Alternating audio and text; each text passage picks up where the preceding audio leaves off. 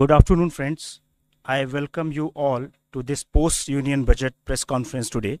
As you all know, Union Budget 24-25 was presented in Parliament today. On the dais, I welcome Honorable Union Minister for Finance and Corporate Affairs, Srimati Nirmala Sitharamanji. Welcome, ma'am. Honorable Union Minister of State for Finance, Shri Pankaj Chaudhary.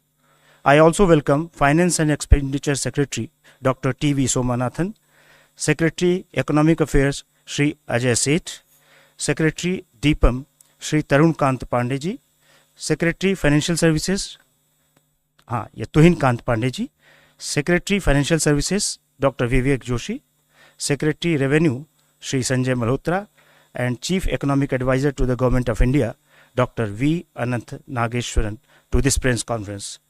Friends, I request you to follow this following point of order. It would be good if you each of one ask one question each. That will facilitate others to ask questions. And we will try to take most of the questions in this press conference. Ma'am will directly answer your question without any preliminary statement. Over to ma'am. Over to question. Anybody? Question 71, please.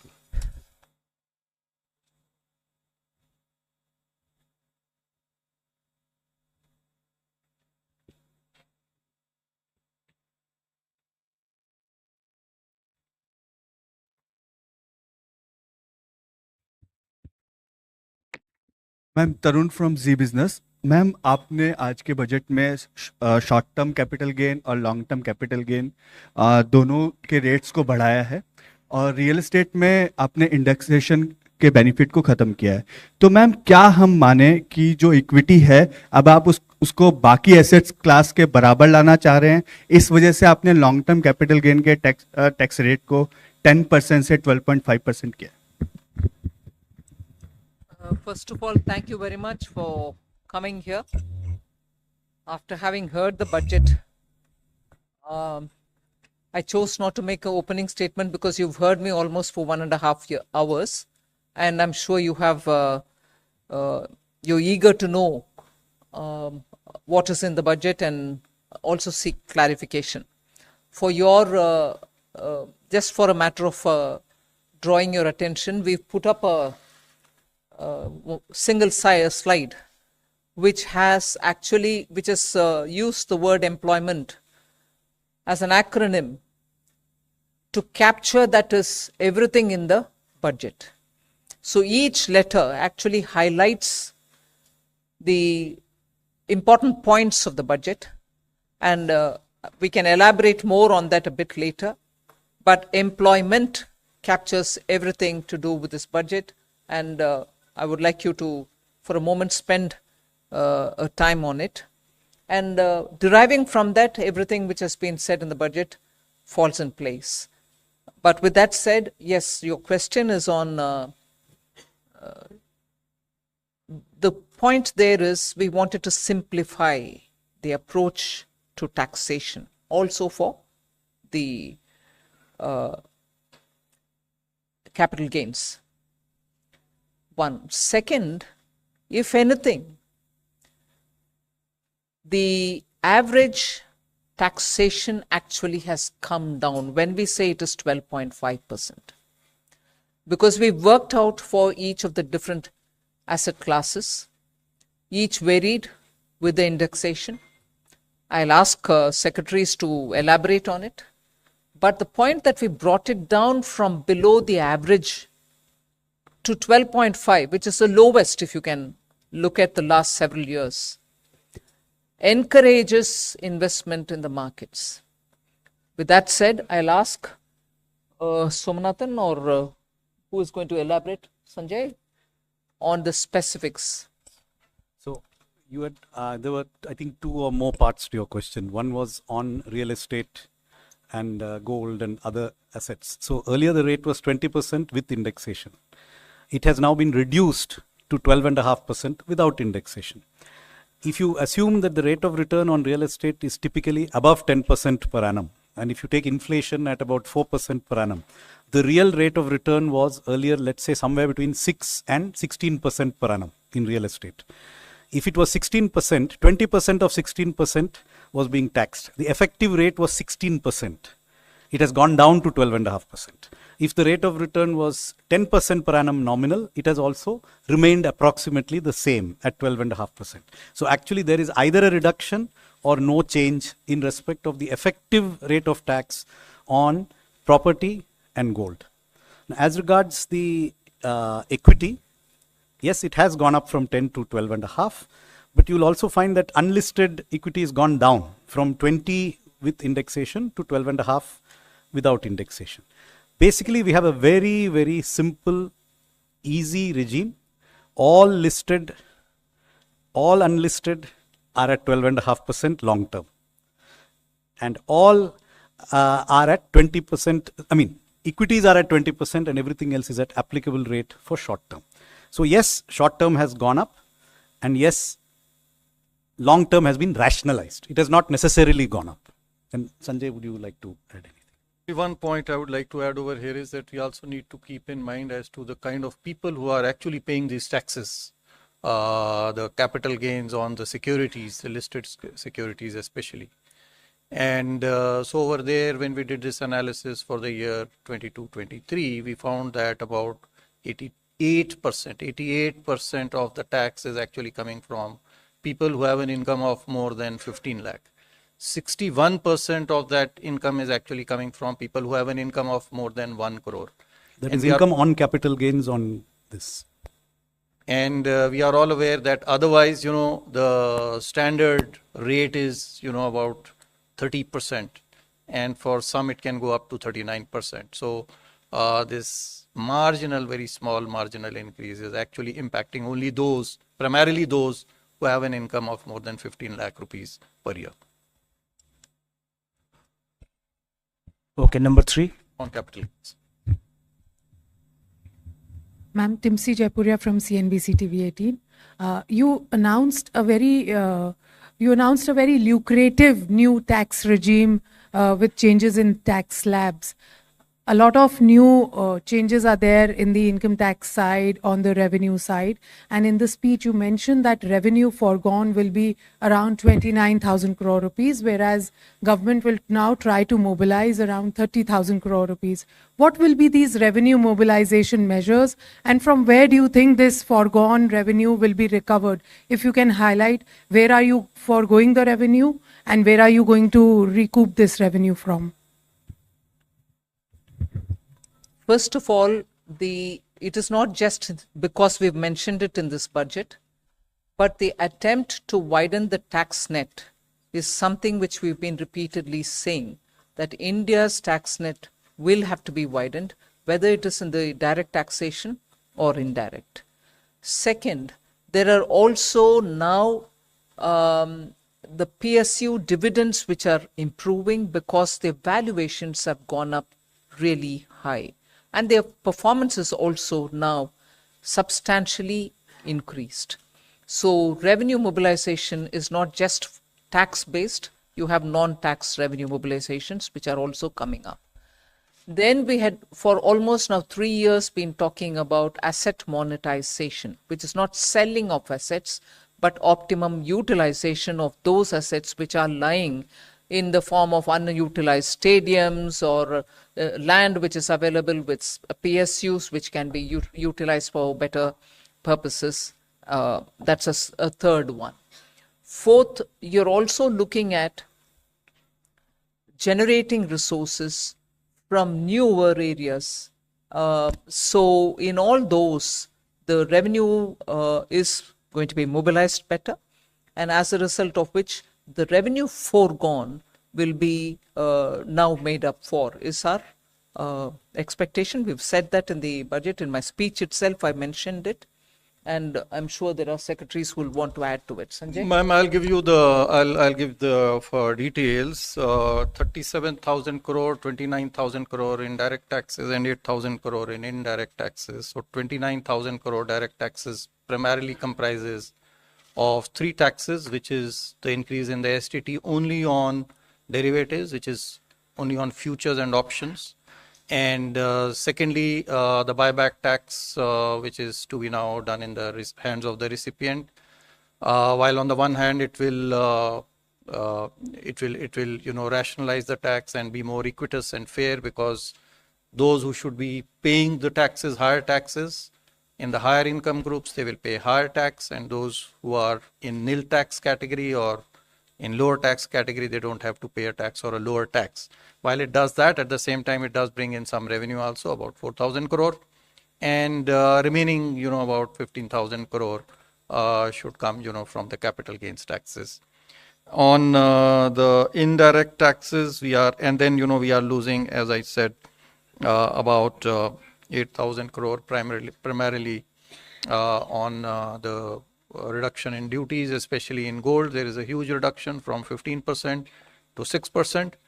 And then there is revenue foregone because of the personal income tax rates and the standard deduction being allowed in the new tax regime. 280, please. Backside, please. Give the mic.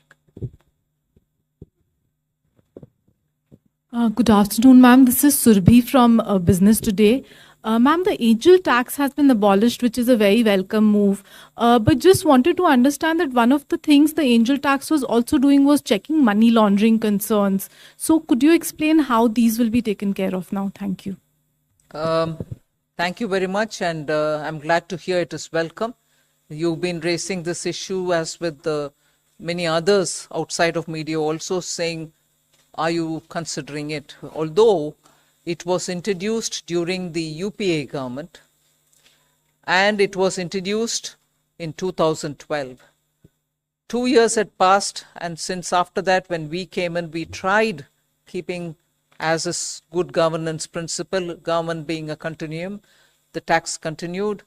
Although we tried giving carve-outs for startups and also making it simpler, bringing parity for the non-resident Indians, the way in which they've been treated as opposed to the Indian investments and so on.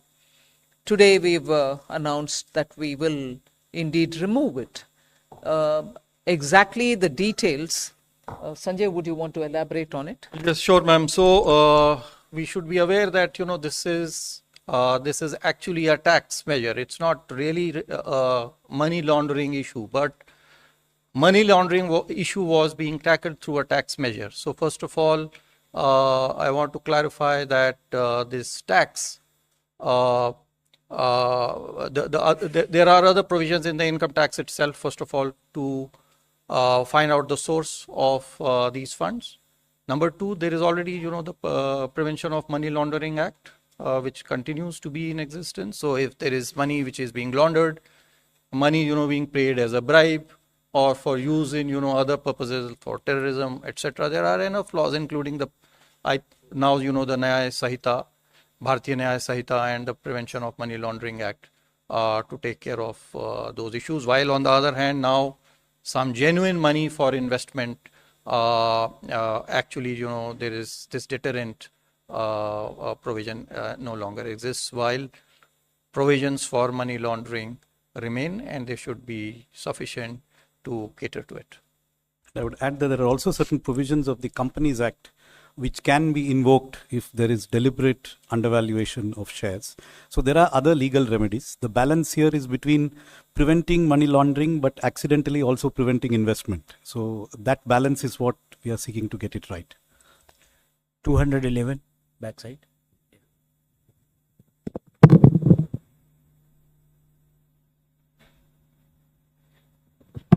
Hello, ma'am. Prakash Pedashi from ET Now. My question is, will the increased STT be applicable from April 1 or prospective? And if from April 1, will there be retrospective tax calculation for the increased amount? It's not retrospective. It is with effect from 1st of October 2024. So we are giving sufficient time for the exchanges and the people, who collect this tax to put their systems in place to be able to collect it. It's not retrospective, it is prospective. 13. 11. 11. Ma'am, Karishma here from Business Today. Congratulations to you and everybody. Ma'am, my question is on the special assistance to Andhra Pradesh and Bihar. 15,000 crore is the number that you've given for Andhra Pradesh for this financial year. Is there further assistance that you are looking at, or is it going to be need-based in terms of the amount? I've already mentioned it in the budget speech that 15,000 crore is coming through the multilateral development assistance, which we borrow from the multilateral banks, whether it is World Bank or ADB or AIB, whatever. And I've also ended that paragraph by saying further assistance will also be extended. There is no definitive amount. No. 152. Ma'am Alok Priyadarshi from CNBC आवाज में। Ma'am सवाल यही है कि जिस तरह से आप लोग न्यू टैक्स रिजीम को प्रमोट कर रहे हैं, इस बार भी आप लोगों ने स्लैब में चेंज किया, स्टैंडर्ड डिडक्शन बढ़ाया, तो ये मान के चलें कि न्यू टैक्स रिजीम के जरिए आप मिडिल क्लास को राहत देने की कोशिश की है। इस बार ओल्ड टैक्स रिजीम को लेकर क्या कोई सनसेट क्लॉज है? क्योंकि आपने कहा है कि जो इनकम टैक्स एक्ट है उसका हम लोग कंप्रिहेंसिव रिव्यू करेंगे, तो रिव्यू में क्या ये मान के चले कोई सनसेट टाइम आएगा ओल्ड टैक्स रिजीम को लेकर? अभी मैं बोल नहीं सकती हूँ। जरूर हमारी इरादा ये है कि सिंपलर टैक्सेशन रजीम होना चाहिए, और सिंपल टैक्स रजीम की ओर अगर हम जा रहे हैं ये रिव्यू के द्वारा, वो ही हमारी मकसद होगा कि सिंपल कर दो। ओल्ड टैक्स रजीम को सिंपल करने के रास्ते पर ही ये नया टैक्स रजीम आया है। सनसेट होगा कि नहीं होगा वो अभी मैं बोल नहीं सकती हूँ, वो रिव्यू करने के बाद ही हम एक डिसीजन लेंगे। और ये एक आंकड़ा मैं आपको दे दूं कि इस बार पिछली बार जो हमने परिवर्तन किए थे नई टैक्स प्रणाली में, तो 70% लोग अभी तक जो 4 करोड़ के लगभग हमारे पास में रिटर्न प्राप्त हुए हैं पिछले वर्ष के, 70% ने इसको प्रेफर किया है बनिस्बत की पुरानी प्रणाली को। तो बड़ी तेजी से लोग नई प्रणाली की ओर आकर्षित हो रहे हैं और हमारा यही प्रयास रहेगा। Yes. Yes. Ongoing filing period. Ongoing, Yes. ongoing Not filing yet. period, I mean, yeah. more returns are coming in. Yes. Yes. 271. Hi, ma'am. This is Sumit Chaturvedi, ET Now. Ma'am, the corporate tax for foreign companies has been slashed to 35%. I want to understand the broad intent of this intention behind this decision, and what kind of benefits to economy increase in investment you are expecting. You've in your own question answered it. We want more investment to come into this country, so that is why it has been brought down.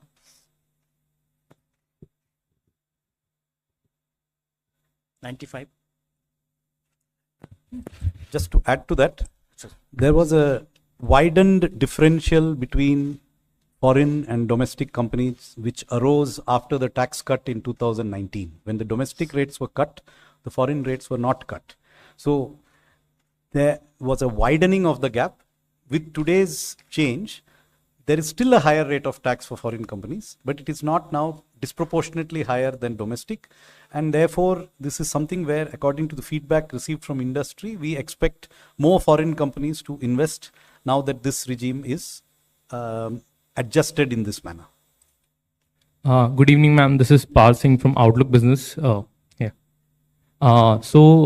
have earmarked a significant allocation towards rural infrastructure today. So how much of a boost to consumption and overall demand are we expecting here from this allocation? Do you have any? So it is difficult to quantify what would be the accretion to demand coming from. I mean, the obvious increase is whatever we have increased. But yes, would there be a multiplier? Probably yes. I think with the Awas Yojana Gramin and the Gram Sadak Yojana, these two do have a lot of multiplier effects as well. Traditionally, for capital expenditure, the multiplier has been calculated at somewhere around 2.5 to 3. In the Awas Yojana, it may be a little lower. But yes, there would be a substantial multiplier. I don't have a precise calculation. But other than the Awas Yojana and Sadak Yojana, Gram Sadak Yojana, there's a major push towards the corridors.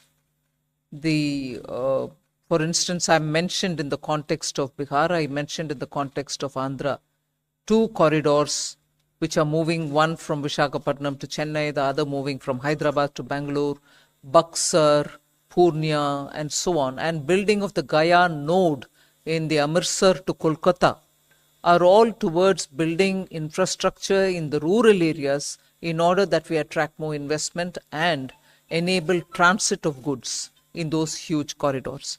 All these are essentially going to the rural areas in a big way. And therefore, it is not just through PM Awas Yojana and Sadak Yojana, but major investments in strengthening the corridors, building nodes, and therefore also in improving the rural infrastructure is happening. 11. Ma'am, I'm Maria Shakil from NDTV and NDTV Profit. Congratulations for creating history today by becoming the only finance minister for having presented 7 consecutive budgets. Ma'am, my question to you is about the first-timer scheme, because as you said, that employment perhaps sums up the essence of this budget. Would there be more blueprint coming out as to how this first-timers scheme will be playing out, and what will be the role of private sector?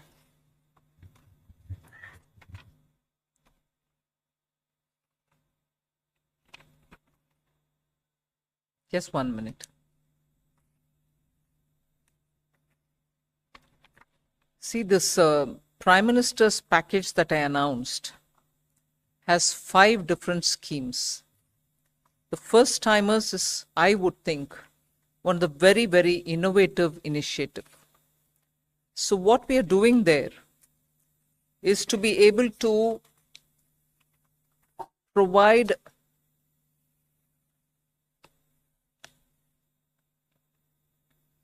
first timers 1 whole month's salary as subsidy. And this will be put into their account as direct benefit transfer, but possibly in tranches. When an employer picks up a first timer, and this is through the EPFO that you get to know that they have paid their provident fund amounts, and therefore the first timer indicator that we are talking about will be established. So they can't just say one of the existing employee is a first timer and claim it. There are enough checks and balances in the system to make sure that indeed the first timer is coming in. And then the first timers will be put through that learning curve, and this will help them to acquire skills so that they become fully productive. This kind of a subsidy giving, 1, you give the first one month's salary. 2, you're also giving both for the employee and for the employer subsidy. So the applicable person for whom it is being given may even draw a wage up to 1 lakh rupees. But to the extent of 15,000 is what you're giving as a subsidy. The installments, as I said, for the first 1 month wage that you want to give will be done over 3 installments, direct into the first time employee's account. One compulsory measure that we are bringing in there is to make sure that the employee undergoes online financial literacy course before claiming the second installment from the government. So he may be a qualified engineer, he may be a diploma holder, he's a first-time employee in an office, he becomes a first-time employee and the employer also claims that he's been recruited. We try giving him the 15,000 rupees. He may have a salary of 1 lakh, but up to 15,000 rupees is what we are going to give. And in that, if you're giving 3 installments, the first installment will be given. But before he draws the second installment, he should undergo an online financial literacy course so that he can claim the second one. So we are not training him in engineering, we are training him in financial literacy. Post that, of course, the place where he goes to work, he's going to be working in any case. Then subsidy to be refunded if in case the employer removes him from the work within 12 months. So the employer gets a subsidy as well, but he will have to refund it if within 12 months this first time employer has been removed out of the work. This will cover, and we expect it to cover, 1 crore persons per annum. And the scheme will run for 2 years. So up to 24 months, you can have new employees brought in, new first-time employees brought in, for whom the government will give 15,000 rupees as from our side, 1 month, what we think, 1 month's salary.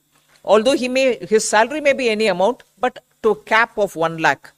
And then he undergoes some financial literacy course, post which the second installment and the third installments can be withdrawn, put into his account.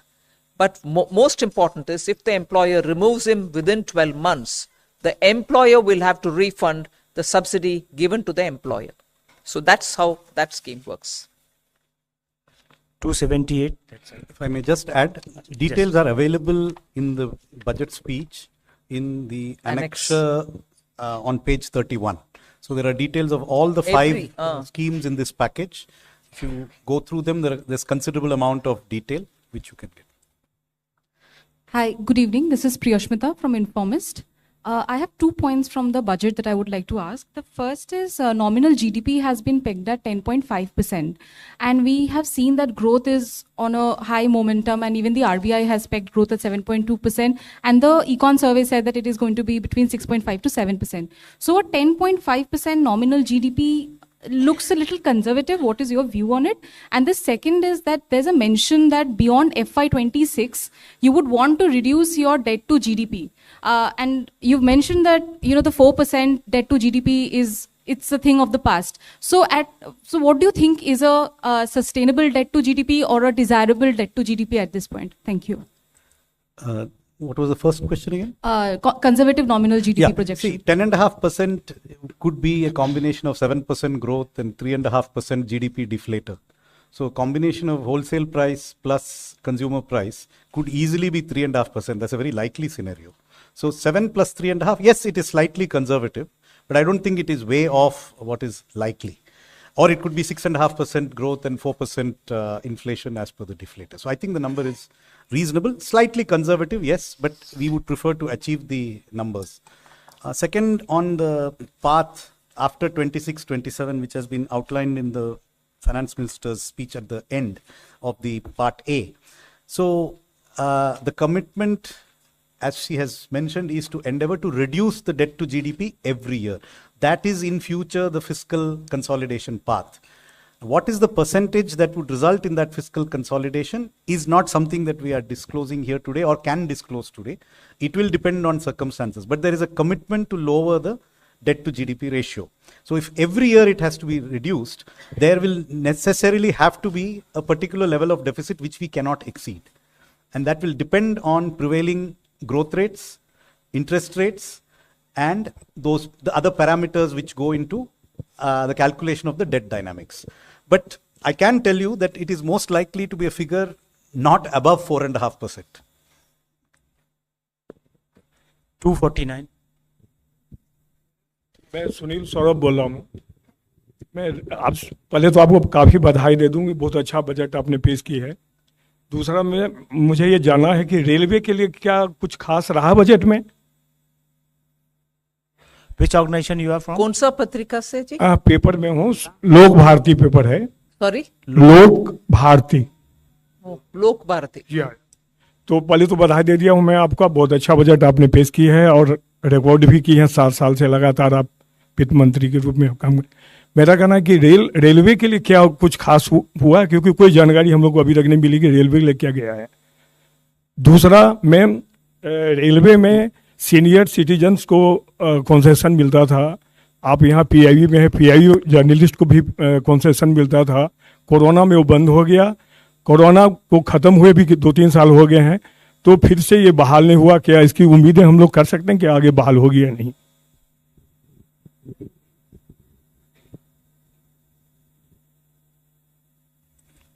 Railway का जो expenditure budget है next year, it's 2,55,393 crores, which is the highest ever, and it's a very substantial increase in recent years. So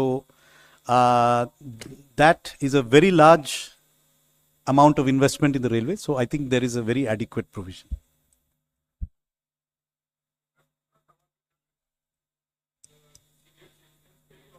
journalist के लिए concession ठीक है, सुना।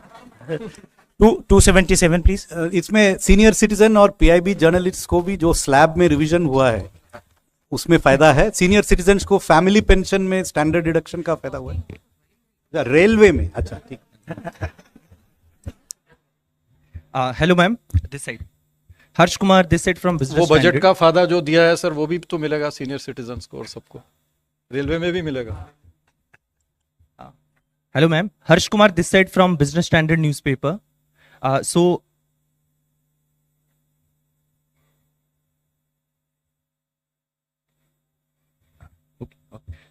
Ma'am, during your speech, you mentioned about the FDI liberalization. Can you give a bit detail about it? We are trying to, since 2014, bring in ease of doing business in India, and in every sector where there was only 26% allowed for FTA, we raised it to 49, and then where it is possible, we've raised it to 74, and so on. So there's been a consistent, continuing effort to relax our policy towards FTA. First, it went sector by sector. Then there was this approach taken so that most of which can go through the automatic route. So in that process, further simplification, if necessary, we are willing to do, is what is conveyed. Also, ma'am, you have like increased the Mudra loan limit to 20 lakhs, like that cap. So can we expect the increase in Shishu, Tarun, like their types increase? So how much it will be? Can you give detail on that? We've said this only today. See how this works. Okay, thank you. I request you to please one question each person. 123, please. Yeah, here.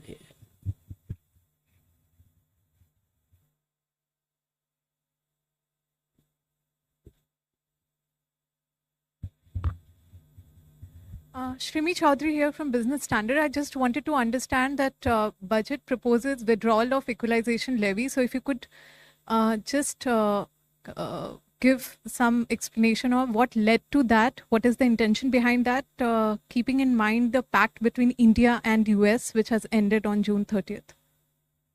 No, as the Pillar 1, Pillar 2 negotiations have been going on since 22. And since then, one of the things which was becoming more than obvious was, if at all we are going through this Pillar 1 and Pillar 2, which we intend to, the negotiations and the OECD, backed by the US administration, have all been pushing for this. We wanted a fair solution, so negotiations have been going on. But the point of contention from then has always been, should we collect an equalization levy then, if at all we are getting into this global understanding through the Pillar 1 and Pillar 2? In any case, for India, equalization levy also meant for those who are living abroad that you were holding it, but eventually they're going to only adjust it somewhere. So in the interest of moving towards Pillar 1 and Pillar 2 solution, which the negotiations are still going on one aspect of it, on the other, in all probability, we are close to a conclusion. It was necessary for us, through the Parliament, to take steps to ensure that we are entering into that scheme of things without this equalization levy hanging on us, because this was important for us, but if it is a global system, this cannot continue.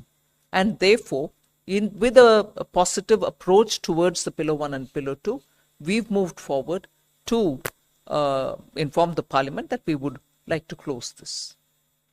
270. I may clarify that, it is only the 2% levy which has been withdrawn. The 6% levy which was earlier imposed, that continues.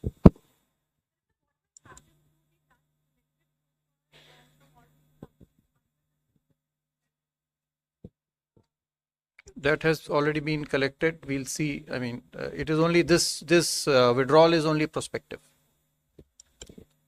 Ruchika from Business Standard this side. Ma'am, the miscellaneous capital receipts have seen an increase in this budget to almost 50,000 crore. Is there the miscellaneous capital receipts? Okay. Can you share the government's game plan as to how will we achieve this increase?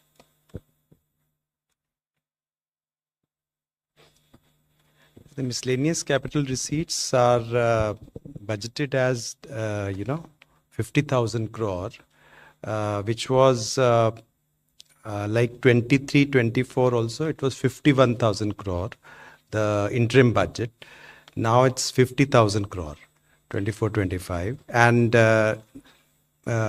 this combines with all kinds of receipts, which are otherwise disinvestment receipts, asset monetization receipts, and other kinds, which will be clubbed with that. So this budgeted figure is 50,000 crore.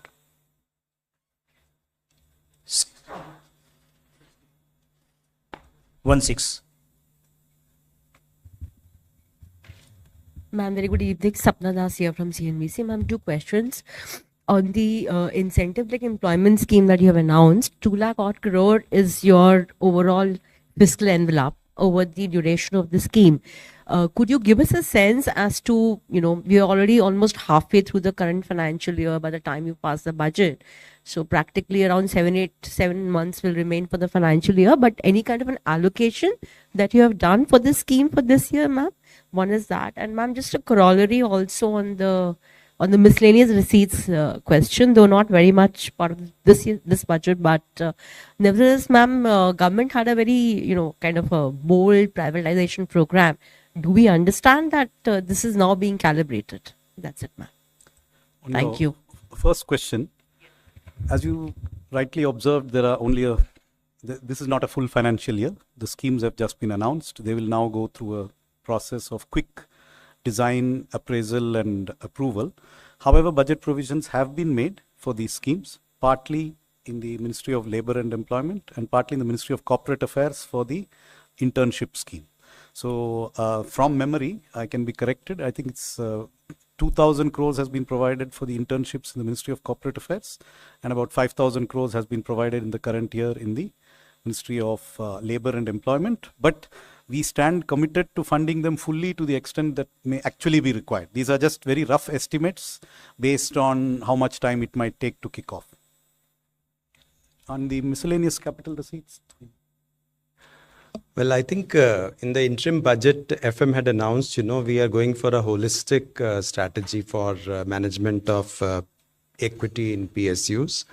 And I think which includes, value creation and also, using the performance, the capex, the dividends and consistent dividend policy and the capital management all together, and also the calibrated disinvestment strategy, which also includes listing and market dilution, but all together in a holistic way so that value maximization is there.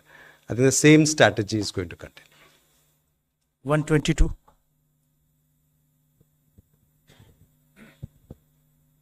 Hi, Rishabh with NDTV Profit here.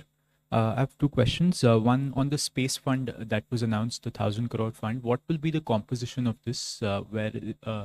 Which will be the nodal agency, and what sort of startups will the government invest in? And on the NPS, you also mentioned that the NPS committee has made progress in the speech. Could you elaborate a bit on that?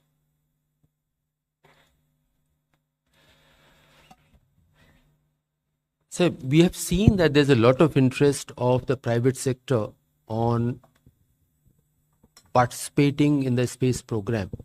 Hitherto, the participation used to be on being a supplier to the space program, but now development of the satellite, mounting experiments there, they're getting into that space. And if you recall, even FDI was opened up in that sector.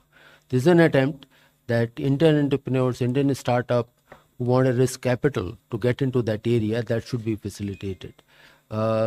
We believe that the amount is 1,000 crore, but that can have a very large multiplier effect. And that's what the scheme announces. On your question on the, I think your second question was on the government NPS, right? So as you know, there is a committee which is looking into it. The committee has done a lot of detailed calculations of the fiscal implications of different ways of addressing what are the expressed sort of priorities of the employees. We have been in dialogue with state governments, We have had discussions with each and every state government. We have met the staff side of the government has a staff consultative machinery, a formal machinery. We've had 4 meetings of that machinery to understand what are the staff's priorities. And our attempt is to design something that is fiscally prudent, but also meets what are the core priorities of the staff in terms of having a secured retirement income, which provides for their needs. So this is a balancing act, because obviously there are costs. The more you give, more expensive it is.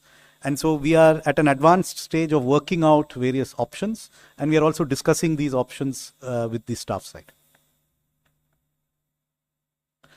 Just to correct the budget estimate that I gave earlier, 10,000 crores has been provided in Ministry of Labour and Employment for the new employment schemes, and 2,000 in Ministry of Corporate Affairs. Yeah. 125. Good afternoon, I'm Nikunj from Reuters. A follow-up on that FDI facilitation, you said that government will take steps to facilitate FDI. The Eco Survey also yesterday said that the government should import capital from China so that there's a right balance between investments and trade. So will the government also take steps to quickly facilitate investments from China that have been pending for long? And secondly, you've come up with an NPS for minors. So will that also have some sort of tax benefits to nudge people to enroll for NPS so that a pension coverage increases? Thanks. See, Economic Survey gave its view on the investments from China. As things stand today, investments do go through the Press Note 3 process when it comes from China or from any of our neighboring countries. So that process is still on. Economic Survey has indicated that it might be time for us to open up and allow for. So that's a Economic Survey. I'm glad that the Secretary is seated here. It's normally an arm's distance. But that doesn't mean that I'm disowning the suggestion. You want to say? 10. In general, as you can see, our aim is tax code simplification and not complication. So beyond that, I don't have anything specific on that. But the general direction of travel is obvious. We are not creating more and more tax deductions for individual tax instruments. Respected Madam, मेरा नाम नरेश वत्स है और मैं स्वतंत्र पत्रकारिता करता हूं। आज जो आपने किसानों के लिए और ग्रामीण क्षेत्र के आधारभूत संरचना के लिए काम किया है, उस पे 2 तरह की राय आ रही है। एक राय तो ये कहती है कि गालिब ने ये कहकर तोड़ दी तस्बीह, क्यों गिनकर नाम लूं जो बिन मांगे बेशुमार देता है। एक वर्ग तो इस तरह से तारीफ बजट की कर रहा है, लेकिन दूसरी तरफ प्रतिपक्ष के नेता राहुल गांधी ने कहा है कि आंध्र प्रदेश और बिहार पर जो दरिया दिली दिखाई है, कहीं न कहीं ये लगता है कि ये कुर्सी बचाने का बजट है। अखिलेश यादव जी भी ये कह रहे हैं, आप कैसे देखती हैं? जिन इंडी अलायंस का मेंबर्स साथ होकर के भी 230 पार नहीं किया, और जहां बीजेपी अकेला 240 तक पहुंचे, और प्री इलेक्शन अलायंस के साथ आज सरकार तीसरी बार बनाए, प्रधानमंत्री जी का तीसरी बार, स्वतंत्र भारत के चरित्र में पिछले 60 साल में जो नहीं हुआ अभी हुआ है। कुर्सी बचाने के बात करने वाले पार्टियों थोड़ा सोच ले। उनके अलायंस 230 कुल मिलाकर कितने पार्टियां थे? 25, 26 पता नहीं, मैं गिनी नहीं, बट इंडी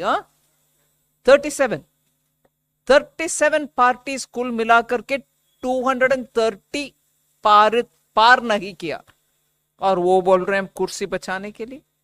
जब प्रधानमंत्री मोदी जी तीसरी बार प्रधानमंत्री बने और देश के लिए इतना घोषणा भी कर रहे हैं जिससे भारत देश का हर राज्य सामने आए, डेवलप हुए, और 1.50 लाख करोड़ इस बार बजट में स्टेट्स के लिए हम दे रहे हैं बिना इंटरेस्ट 50 साल के लिए free.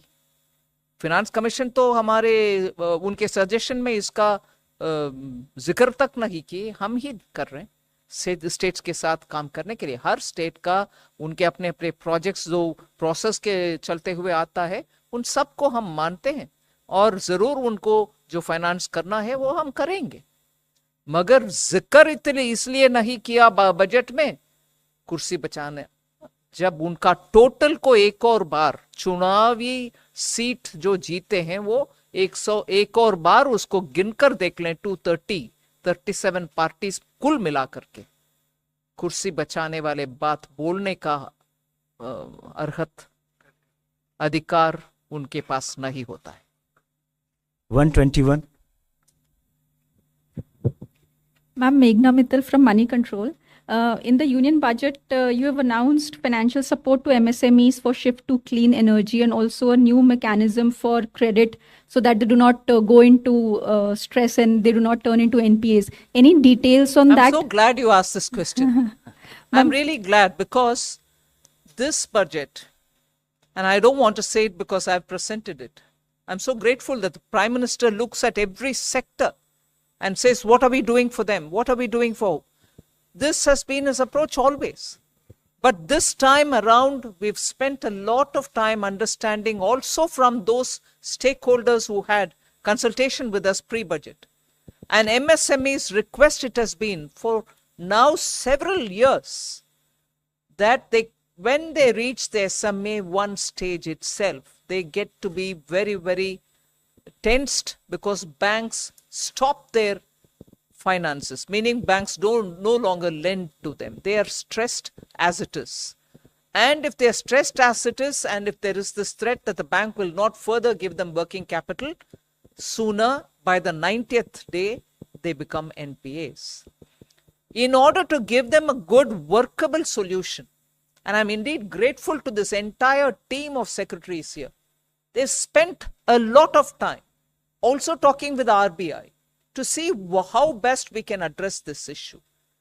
And RBI has also a very well established framework which we are quite respectful of, where banks are clearly given a bit of a margin to handle MSMEs at the SMA stage 1 itself without pushing them to become SMA 2 stage and then at the 90th day announce them as non-performing assets. So what actually has happened now, having discussed with the RBI, is that we'll provide them with a fund which will help them to have some kind of government guaranteed as liquidity, or the banks can then, on the basis of the guarantee being given, on the back of the guarantees which are being provided by the government, lend them working capital and keep them moving. And if they restore themselves, they're going to be better off.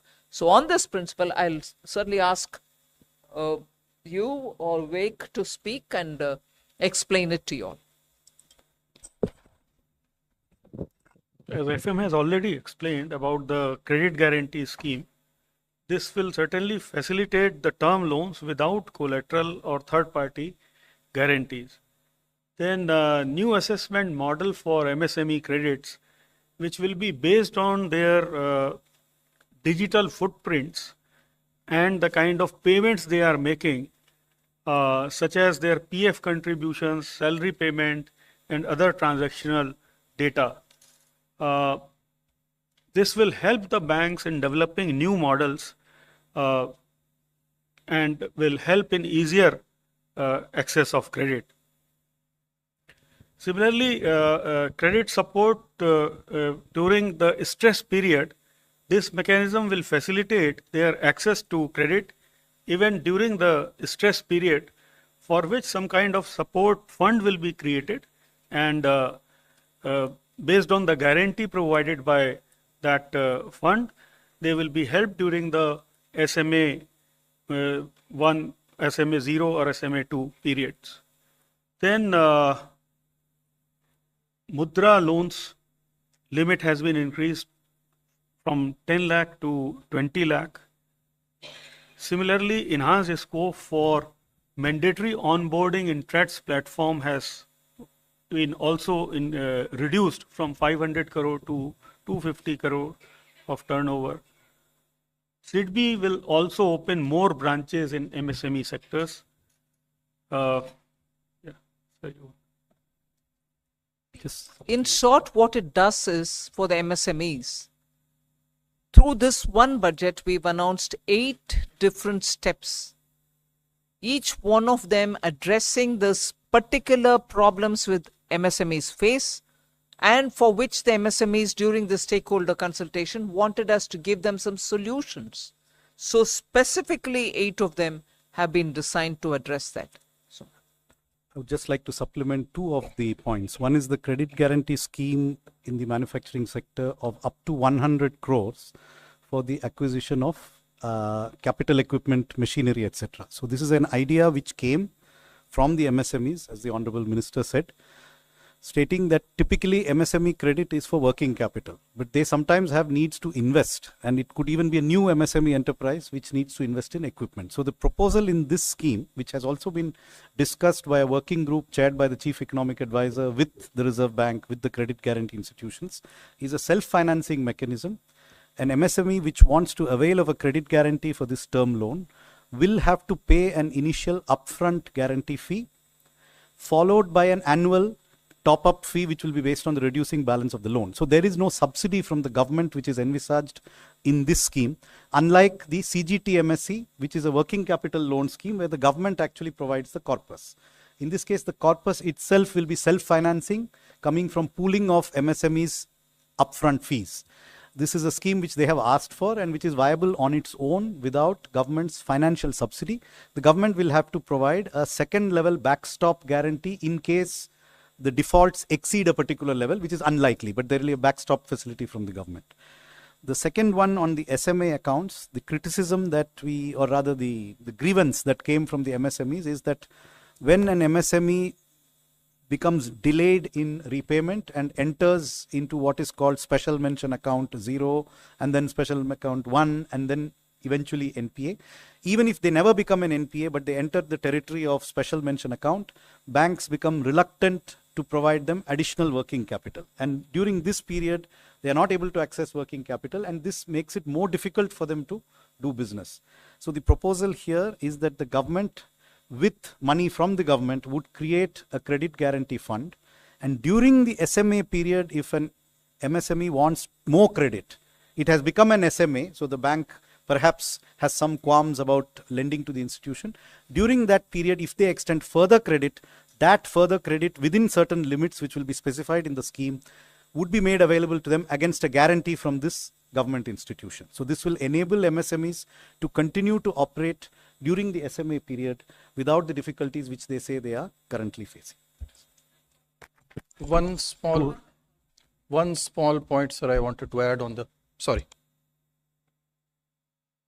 Perhaps the first part of your question was on the energy side, the cleaner energy, that what that scheme is about to help small and micro units. Often when we talk about moving towards the cleaner forms of energy, our attempt or our focus is on large industries, and these small industries do not have the financial strength to get into those areas. So first part is help them to getting an audit done, which is an investment grade, meaning what it would take to move to help them moving towards a more efficient use of energy. A step prior to that is move them to a cleaner forms of energy, whatever they have been using it. And we know that for some of the traditional industries, the fuel being used is not really clean. This has health issues, it has environmental issues. So that is particular scheme is providing them an organized audit system plus a financial support. Just one small point which could not be highlighted in the speech, but which is primarily aimed at MSMEs, pertains to the expenditure that is allowed on partnership firms for the salary that is paid to the working partners. So presently the limits are for the firms which have the firms which have a profit of 3 lakh or less. It is capped at 1.5 lakh rupees. Or 90%, whichever is lower. So this limit has been increased to 3 lakh and up to a profit of 6 lakh. So this will also reduce taxation on these partnership firms, most of which are in the micro and small enterprises sector. Thank you. 212. There.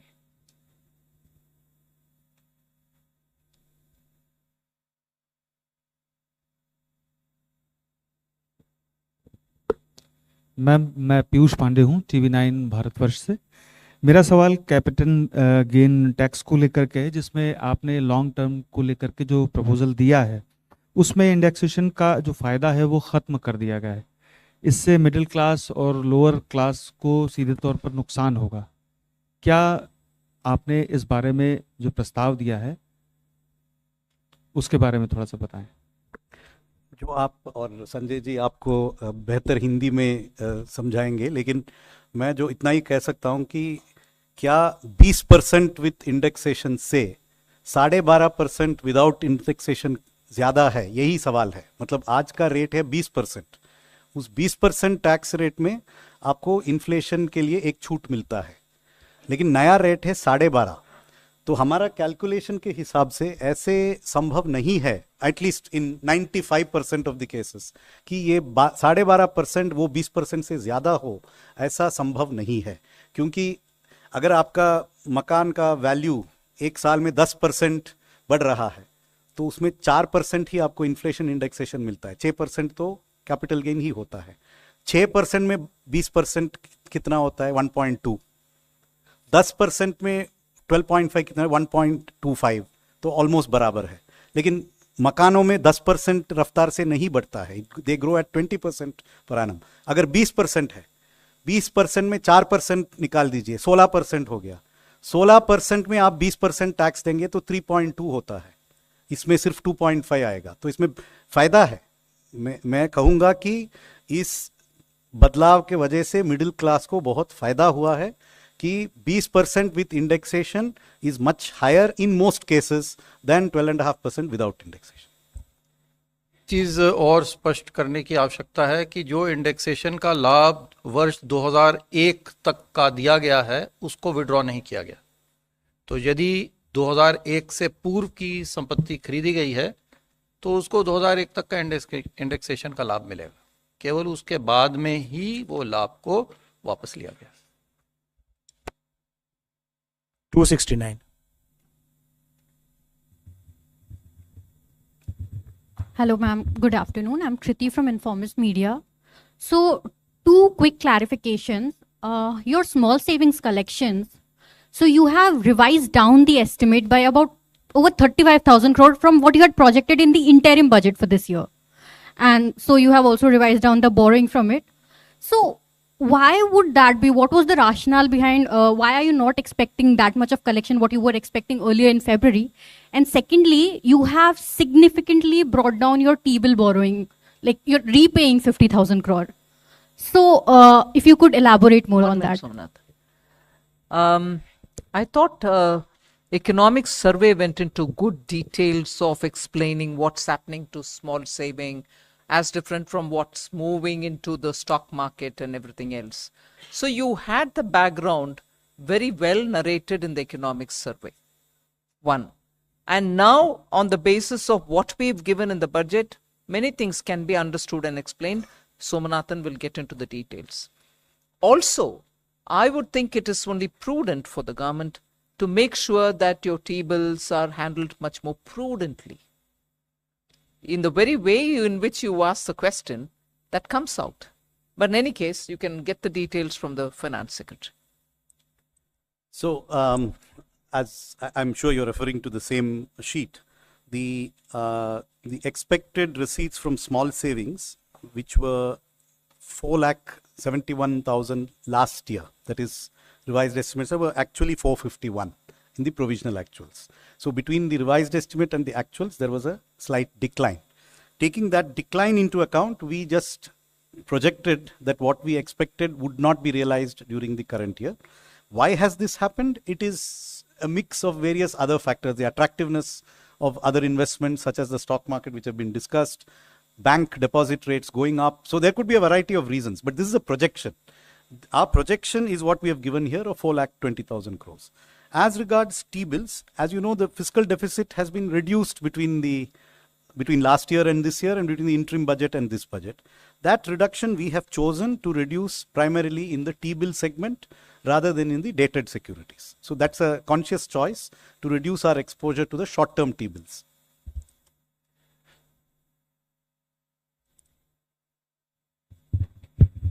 Ma'am, I am Monica from the New Indian Express.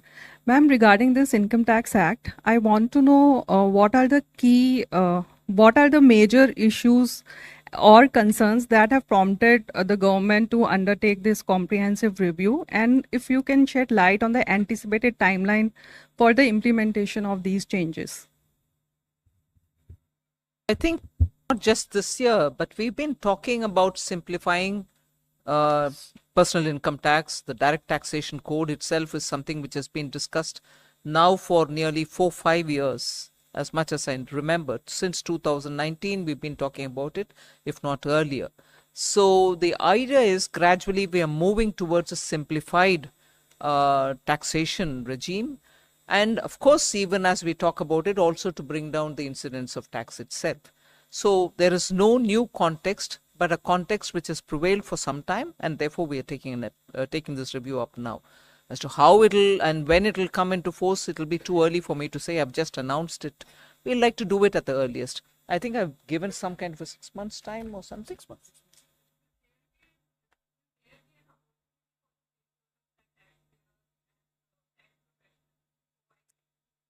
We'll do that. But I'm not giving you anything more than what I've said in the budget speech now. 272. I'm holding 272. Yeah. Working majority in parliament में सीताराम येचुरी जी ने एक सवाल किया जो मैं समझना चाहता हूं बेसिकली। आप अपना परिचय दे दें। मेरा नाम कृष्ण मोहन शर्मा है, मैं भारत एक्सप्रेस में एडिटर हूं। सीताराम येचुरी जी ने आज कहा कि सरकार फिजिकल डिफिसिट कम करना चाहती है, इसका मतलब ये होता है कि सरकार खर्चा नहीं करना चाहती, और खर्चा नहीं करना चाहती इसका मतलब सरकार गवर्नमेंट डिपेंडेंट कंज्यूमर सोसाइटी बनाना चाहती है। सीताराम येचुरी जी के आइडियोलॉजी कम्युनिस्ट आइडियोलॉजी है।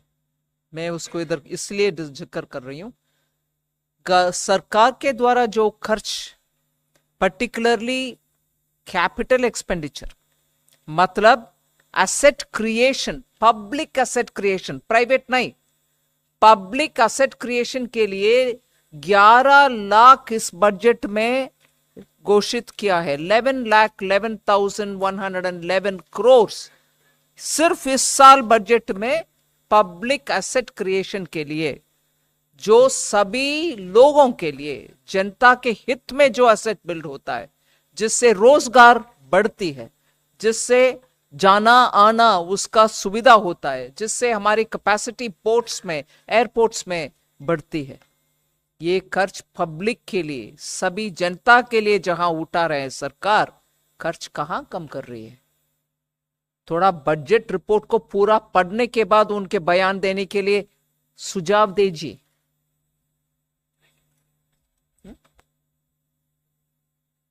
Just to give you the figures of total expenditure, they have increased from 41.9 lakh crores in 22-23 to 44.42 lakh crores in last year's provisional actuals, and are budgeted at 48.2 lakh crores in 24-25. So expenditure is actually going up substantially. 265. Revenues are also going up. 265, please.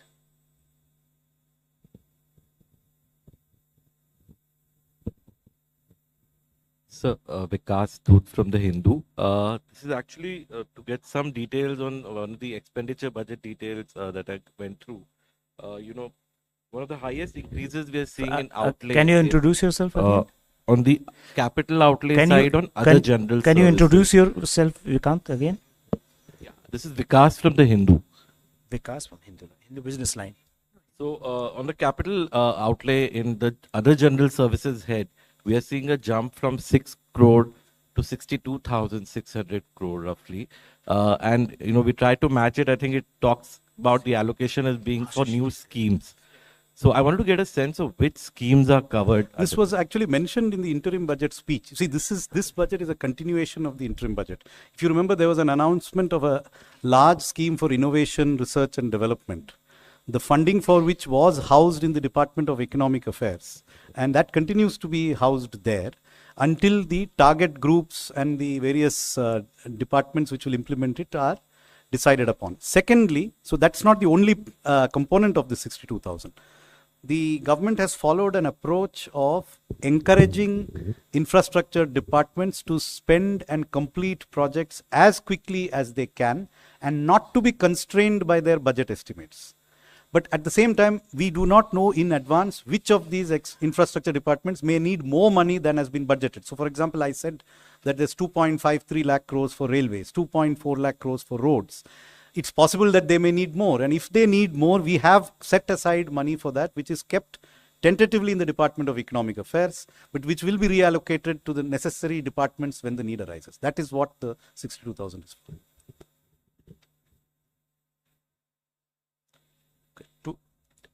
Anybody else wants to? Okay, 62. मैं Lakshman CNBC आवाज से दो चीज़ें, एक तो gold पे import duty में अच्छी खासी कटौती की गई, इसके पीछे क्या सोच है? दूसरी चीज़ें कि बजट में सरकार की पब्लिक सेक्टर एंटरप्राइजेस पॉलिसी के बारे में कोई डेवलपमेंट, कोई रोड मैप नहीं आया है। क्या सरकार इस पॉलिसी से कुछ अलग सोच रही है? किसके ऊपर? Disinvestment policy. गोल्ड, देखिए जो gold and precious metals, James and jewellery क्षेत्र हमारे लिए बहुत ही एक महत्वपूर्ण क्षेत्र है। ये ध्यान रहे कि जो कुल निर्यात होता है भारत का, उसका लगभग 8% से अधिक भाग इस क्षेत्र से आता है।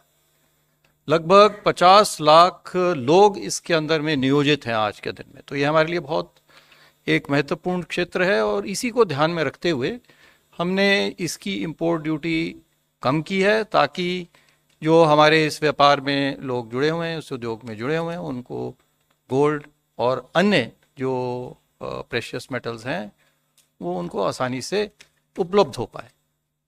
मुख्य कारण इसका यही है। हाँ, ये संभव है कि इससे जो कुछ आप पिछले समय में देख रहे थे कि अनअकाउंटेड आयात जो है वो हो रहा था या स्मगलिंग हो रही थी, उस पर भी कुछ अंकुश लग सकता है।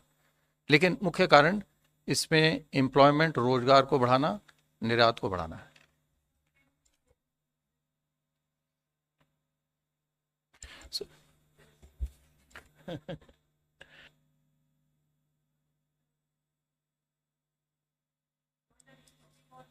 No, very well taken. He will say it in English, but I'm wondering if it's a journalist from the South. No problems. No, only thing I said is this is primarily to increase employment in this huge labor-intensive sector of gems and jewelry, where we have reduced the duties. It contributes more than 8% to India's exports, and 50 lakh people are actually employed in this. So this is the primary reason. There's another announcement in this regard, not on import duties, but for diamonds also. For raw diamonds, the Honorable Minister had announced that raw diamonds, we will give a special harbor rate for the foreign mining companies. So it should, both of them should be seen in that light to basically promote employment in these labor-intensive sectors. Thank you. 211.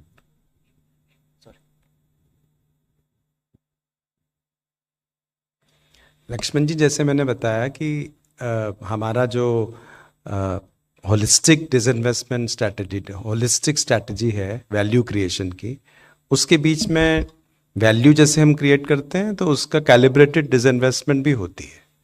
जैसे पीछे भी listing हुई थी, इरेडा की listing हुई थी, उससे पहले LIC की हुई थी, मार्केट डेल्यूशंस भी हैं।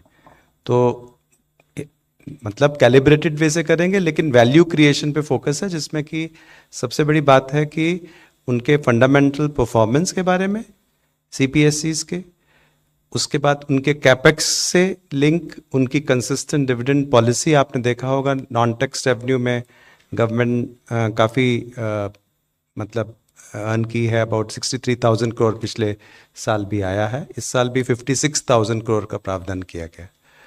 तो इन सब दृष्टि से लगभग 1 लाख करोड़ जो है वो CPSC डिविडेंड और मिसलेनियस कैपिटल रिसीट्स के लिए भी रखा गया। 211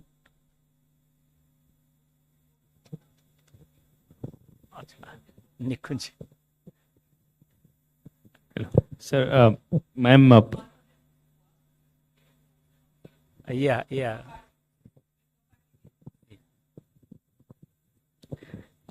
Ma'am, thank you. Bani Kinkar Patnaik from the Economic Times. Ma'am, on your debt reduction plan, so does it mean that from FY27 onwards, the reduction in debt ratio will be the primary anchor of your fiscal management instead of fiscal deficit?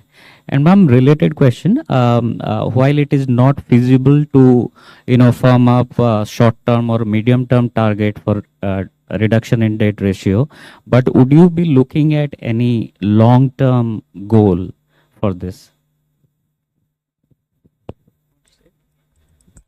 Yes, you have correctly identified that there is an approach which is outlined in that sentence, which is that hereafter it is not the intention to focus on a deficit number, but rather to look at what will keep reducing our debt to GDP ratio in normal years.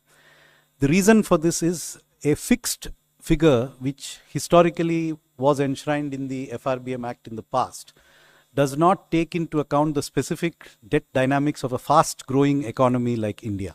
So that figure of 3%, in fact, there are people who attribute a part of it correctly or wrongly to the Maastricht Treaty in Europe. But the growth rates of those countries are very low. So what is sustainable in a fast growing economy is very different from the debt which is sustainable in a slow growing economy. So India is today the fastest growing large economy in the world. The deficit which we can support in a particular year without expanding our debt is not necessarily 3%. It is much more than 3%. As I said earlier, it is probably less than 4.5%. But so without getting into specifics, yes, it is a new approach that the government has spoken about. And so each year's calibration will be based on what will be a percentage which will keep our debt on a reducing path. Now that will of course be set out closer to the year when it comes into effect. 17 number, then Nikunj will come back to you. Ma'am, this is Arun from ETV. Can I ask a question in Telugu? Ma'am, అమరావతికి సంబంధించి 15,000 crores మీరు ఈరోజు announce చేశారు. దీంతోపాటు పోలవరం ప్రాజెక్ట్కి సంబంధించి announce చేశారు. So 15,000 crores government grant ఇస్తుందా లేదా లోన్ రూపంలో ఇస్తుందా? ఒకటి. రెండు, పోలవరం ప్రాజెక్టుకి సంబంధించి అనౌన్స్ చేసినాము. పోలవరం ప్రాజెక్టు పూర్తి సపోర్ట్ ఇస్తామని చెప్పారు. ఎంత మొత్తంలో ఇవ్వడానికి అవకాశం ఉంది కేంద్ర ప్రభుత్వం? ముందుగా పోలవరం గురించి మాట్లాడితే దానికి ఒక పోలవరం నేషనల్ ప్రాజెక్ట్స్, సో అది కేంద్ర ప్రభుత్వం మీద ఉంటుంది. Most national projects national project అని చెప్పినప్పటికీ అది సెంట్రల్ గవర్నమెంట్ ఇంప్లిమెంట్ చేస్తుంది. కానీ ఇక్కడ ఆంధ్రప్రదేశ్ గవర్నమెంట్ ఇంప్లిమెంట్ చేస్తుంది నేషనల్ ప్రాజెక్ట్ని.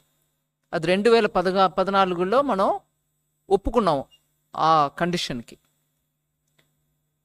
దాని ప్రకారం రీహాబిలిటేషన్ ఎంతవరకు కట్టుబాటు ఉంటుంది, ఎంతవరకు గ్రామంలో ఉన్న వాళ్ళని అక్కడి నుంచి తరలించినప్పటికీ వాళ్ళకి ఇవ్వాల్సిన అమౌంట్ ఎంత ఉంటుంది, రిలీఫ్ రీహాబిలిటేషన్ 2013 యాక్ట్ కింద, ఇవన్నీ డీటెయిల్స్ అప్పటికే ఒక లెవెల్కి ఒప్పుకున్నాక క్యాబినెట్ నుంచి అప్రూవల్ తీసుకున్నారు. అప్రూవల్ ఒక ఎత్తు వరకు పోలవరం డ్యామ్ బిల్డ్ చేయడానికి. దాని తర్వాత కన్స్ట్రక్షన్స్ మొదలు పెట్టినప్పటికీ మెల్లమెల్లగా ఒక హైట్ వరకు వచ్చి దాని తర్వాత కింద ఉన్నటువంటి గ్రామాలకి ఇచ్చాం కానీ పైన ఉన్నటువంటి గ్రామానికి ఇవ్వలేదు. ఇట్లాగా కొత్త కొత్త ఇష్యూస్ రావడం మొదలైంది. సో నేను మీకు చెప్పవలసిన విషయం ఏంటంటే, ఇప్పుడు వరకు ఒప్పుకున్న అన్ని కండిషన్స్కి గవర్నమెంట్ ఎంతవరకు డబ్బు ఇవ్వాలో అది ఇస్తాం.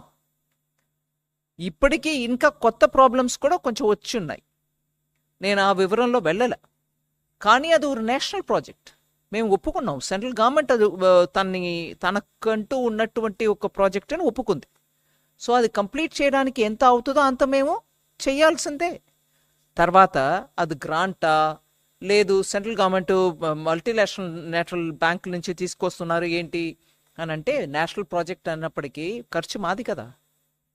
సో గ్రాంటా అని అడగడానికి అక్కడ ఆస్కారం లేదు.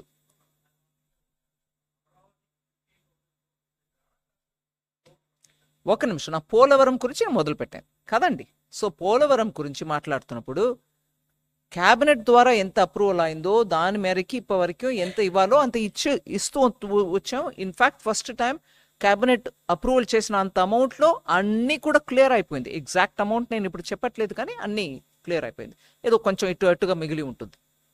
కానీ ఇప్పుడు నుంచి అది ఎంత హైట్కి ఒప్పుకున్నారో అంత హైట్కి వెళ్ళడానికి, ఎందుకంటే ఒక 2-3 సంవత్సరమో అందుకు ముందో ఈ గవర్నమెంట్ ఆ గవర్నమెంట్ నేను మాట్లాడలే. మొత్తానికి దాంట్లో ఉన్నటువంటి ఇబ్బందుల్ని దాటుకొని ఇవాళ అది కంప్లీట్ చేయడానికి ఎంత అవుతుందో అది మేము వాళ్ళతోటి కలిసి మాట్లాడి దానికి ఫుల్ సపోర్ట్ ఇస్తాం అనేదే మా స్టేట్మెంట్.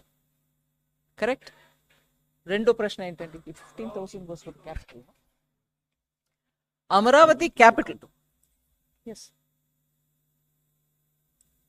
అమరావతి క్యాపిటల్ కన్స్ట్రక్షన్, ఎందుకంటే ఆంధ్రప్రదేశ్ రీఆర్గనైజేషన్ యాక్ట్ మేరకి స్టేట్ క్యాపిటల్ బిల్డ్ చేయడానికి సెంట్రల్ గవర్నమెంట్ దానికి స్టేట్ గవర్నమెంట్కి హెల్ప్ చేయాలని యాక్ట్ ప్రకారం ఉంది. So capital city Amaravati build up చేయడానికి మేము డెఫినెట్గా వాళ్ళకి అసిస్టెన్స్ ఇవ్వాలి. ఇప్పుడు నేను చెప్పిన 15,000 కోట్లు వరల్డ్ బ్యాంక్ అసిస్టెన్స్ తోటి మేము వాళ్ళకి తెప్పిస్తున్నాం. దానికి కౌంటర్ పార్ట్ ఫండింగ్ కూడా ఉంటుంది. కానీ ఇవాళ స్టేట్ పొజిషన్ ఎలా ఉంది, అది ఎట్లాగా వాళ్ళు ఇస్తారా ఇవ్వలేరా, అది మేము సెంటర్ నుంచి గ్రాంట్ ఇచ్చుకుంటామా, ఇవన్నీ చూసి వాళ్ళతోటి మాట్లాడుకొని చేస్తాం. ఎందుకంటే ఆఖరికి ఆ క్యాపిటల్ లేకుండా 10 సంవత్సరం వెళ్ళిపోయాయి. ఆంధ్రప్రదేశ్కు ఒక క్యాపిటల్ ఉండాలి. భారతదేశంలో ఒక రాజ్యం ఉందనంటే క్యాపిటల్ లేకుండా అది ఆంధ్ర. అది యాక్ట్ ప్రకారం ఈ పార్టీకి క్యాపిటల్ అక్కడ ఉండాల్సిందే. నేను ఎవరు చేస్తారు ఎవరు చేయలేదు అనే విషయానికి వెళ్ళలే. ఆ క్యాపిటల్ బిల్డ్ చేయడానికి కేంద్ర ప్రభుత్వం పూర్తిగా కట్టుబడి ఉంది. 211. Ma'am, though there are several decisions on custom duties in the budget, but the steel companies have approached government in order to increase custom duties on their finished products to discourage import of various products, especially from China and Vietnam. So why the government has decided to ignore this decision? I'll have Sanjay talk about it, but the steel industry came and met me almost 3-4 days before the budget presentation, a week before. But of course, they've been saying for a very long time. But Sanjay, you want to get into Ma'am, we have taken a number of measures. Steel, you see, is a very, very important sector because it is a primary metal which is used by everyone. So one has to take a very balanced view over there. So that while our manufacturing industries have some kind of support, I would not like to use the word protection, but at the same time we can't have very high duties on them, which they will ultimately pass on to consumers and increase inflation. So our effort really has been to make it possible for them to be able to produce at low rates. So here in this budget, there are proposals to reduce BCD on certain inputs. Number one, there is ferrochrome, which is used by them. We have exempted BCD duty on them. There was a demand from them to continue a concessional rate on steel scrap at 2.5%. We have continued that. So there are quite a number of measures to help and support the steel industry. Thank you. 263, you wanted to ask? 263, yes, ma'am.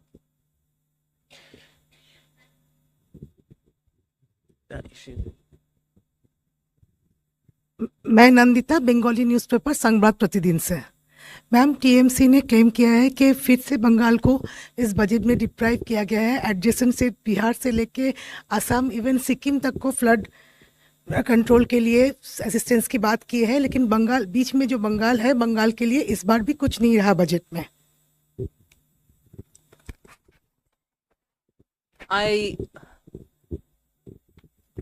आप हिंदी में प्रश्न पूछे, please allow me to speak in English. See, it's very important for us to understand that if the name of a state is not mentioned in the budget, it doesn't mean that they don't get anything at all. As per the proposals, as per the schemes, as per the different projects which are growing in different states, every state will get what they have proposed for or what the schemes want to reach out for. No state will get missed out. So first let us dispel this thing about, oh, you've not mentioned my state's name, so I'm not getting anything. Purvodaya includes West Bengal. So I have named West Bengal under Purvodaya. And I've also said for the development of these states in the Purvodaya, so that they can become engines of Vikasit Bharat. I said that in the voter on account budget. Now also I have said that they will play a critical role in Vikasit Bharat. So I don't think we have left out any state. I mean, the intention is not to leave out any state. Yeah. So that is one thing to be clear. Second, it's very difficult to say this, but I would want to say it. In schemes which are meant for all the states, and since you asked me about Bengal, with due respects I want to say, they didn't want to be part of some of our schemes. Can I then say Bengal is excluded? No, I don't say that. The schemes are available for Bengal also. They didn't want it. So it's very easy for some states to point out saying, you have not mentioned anything about my state. There are schemes which are running for their state which they didn't want. So let me reassure through you all states. Every state is covered under every one of the schemes which Prime Minister has launched. Every project which states bid for do go through the process and they get funded either under the central sector scheme or under the centrally sponsored schemes. So no state is going to be left out just because I have not named each and every state in my budget speech. These books which come out with complete details at the back, the ones which come up with the expenditure statement or project schemes and other things which are there, expenditure profile, do name which state gets what. Take a couple of hours, go through it, and after that tell me on which scheme your state or any state is missed out, and the reasons you can tell me, ask me to explain. I will. So let that be very clear. I have not named many states in the speech, but this includes every state. Every state. 279.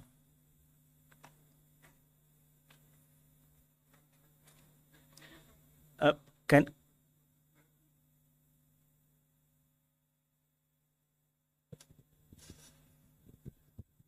Ma'am, hi. This is Rick Kundu from Mint. Wanted to understand what happens to the retrospective angel tax cases now. Retrospective angel tax cases. The corporates fighting Sanjay, them. do you want to? There is no retrospective tax that we have imposed. We are very, very careful about that. We don't want to impose any retrospective tax, and in same light, if there is any such previous case which is there, those cases will continue.